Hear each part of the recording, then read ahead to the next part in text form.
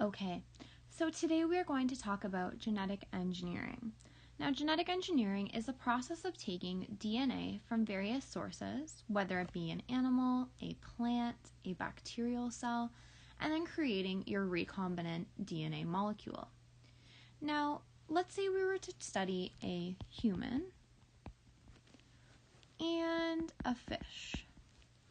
Now, genetic engineering is made possible because our genes have a universal code. This means that whether you take your DNA from a human, a fish, or any other source, they will still mean the same thing and will be written in the same way. So for example, if we were to take a human gene could have the sequence of, let's say, A, T, C, G, T, where the other strand will be T, A, G, C, A. Now, if you were to take the same gene as a human and take it from a fish, it may be the same gene, it may code for the same thing, but the sequence might be different. So let's say that same gene in a human is then represented in a fish as C, G, T, A, C, where the other strand is then G, C, A, T, G.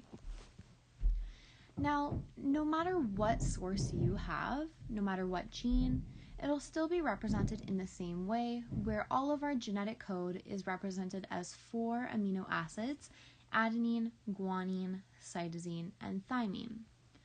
So, in order to cut a specific fragment from your gene in an animal, a restriction enzyme is needed.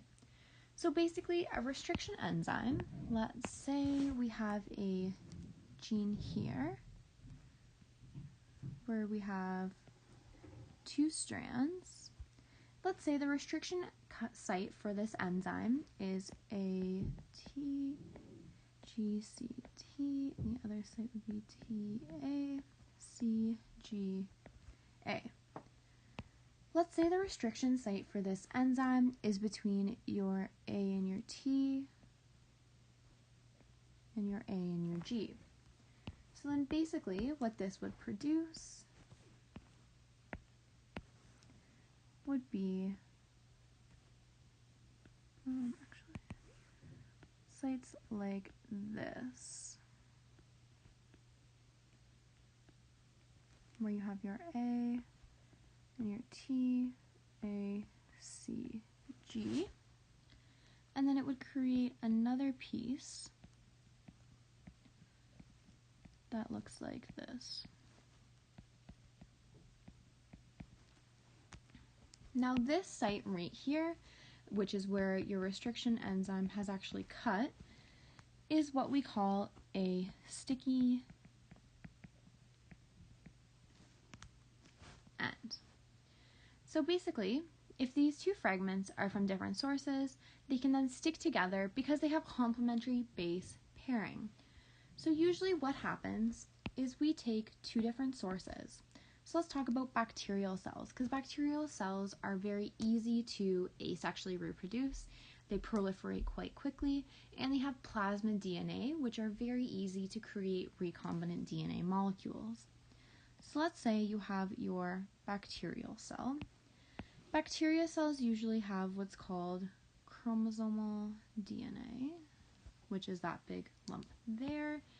And they also have, I'll change the color, what's called plasmid DNA. So these plasmids are very easy to take out of your bacterial cell and cut with the same restriction enzyme that was cut with this piece of DNA. Then what will happen is this plasmid DNA and this DNA from your desired source will contain the same sticky ends.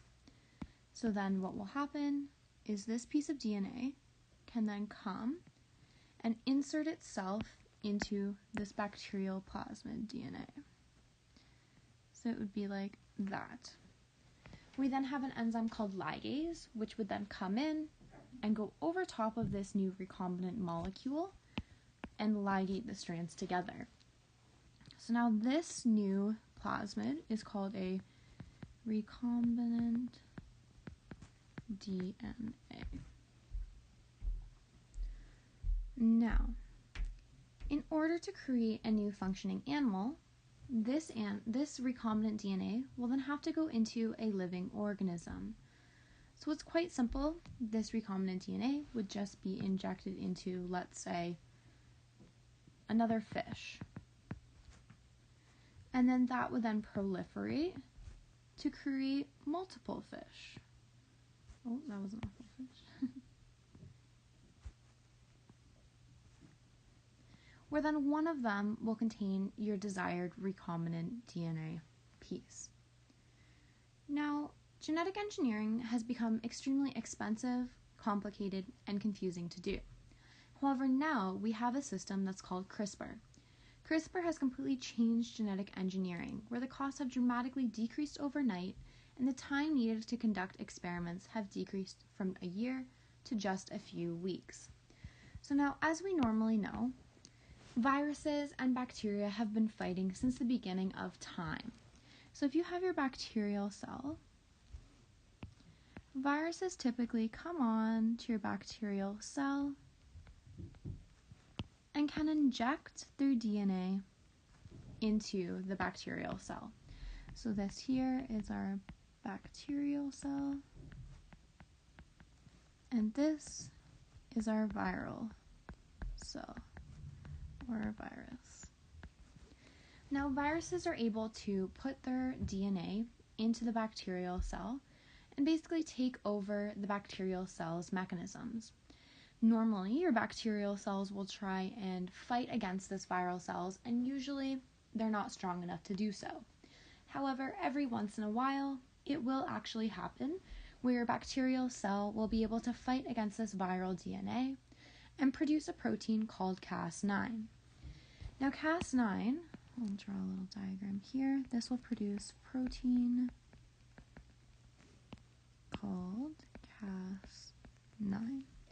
Now, Cas9 is a very specific protein that has the ability to then screen your entire bacterial cell genome and find a specific match to your viral DNA. Now, when this Cas9 protein finds that specific match, basically what will happen is it will then cleave the viral DNA out of your bacterial cell genome. So let's say we have our Cas9 protein. Now, this Cas9 protein is very, very specific. It will search all the way through and then will take every single piece of DNA and it will then search back from the archive and find a match to your viral DNA. Once that viral DNA is found, which is this DNA here, it will then cleave the viral DNA from the bacterial genome and will then discard it out. Now, Cas9 is becoming very precise. The CRISPR system has been discovered to be very programmable, where you can actually give it a copy of DNA that you want modified and put the system into a living cell, where this then can be used to modify genes, insert genes from various sources, and study particular DNA sequences while working on any type of organism. Now, this CRISPR phenomenon has become quite revolutionary, where every year we are creating new CRISPR sources, such as the CRISPR 2.0, I believe, is the most recent one that we are talking about. It is a very good way to create recombinant molecules and create recombinant organisms. However, the one problem with CRISPR is that it's not always as precise as we would like it to be. It works very well for bacterial and viruses. However, we are still working on making it specific for humans.